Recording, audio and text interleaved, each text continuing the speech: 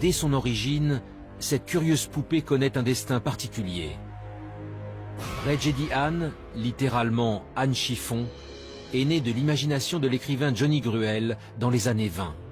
Ses livres connaissent un tel succès que la poupée est fabriquée et vendue à des centaines de milliers d'exemplaires partout à travers le monde.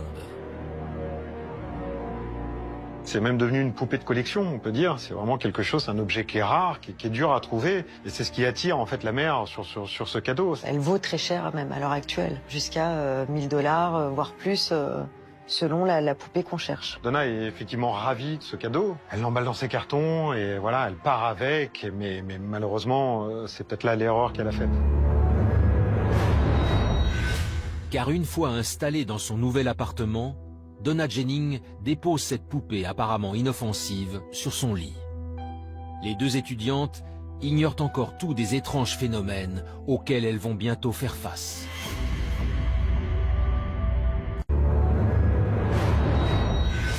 Car une fois installée dans son nouvel appartement, Donna Jennings dépose cette poupée apparemment inoffensive sur son lit.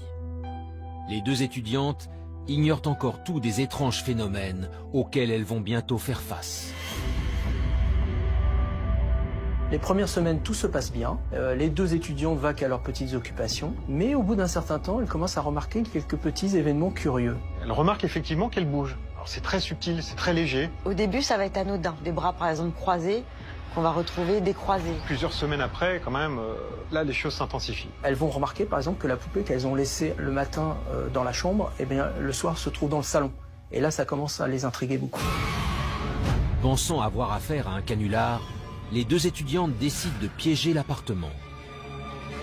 Elles saupoudrent de la farine sous la porte d'entrée et les fenêtres, espérant démasquer un ami qui profiterait de leur absence pour leur jouer un mauvais tour.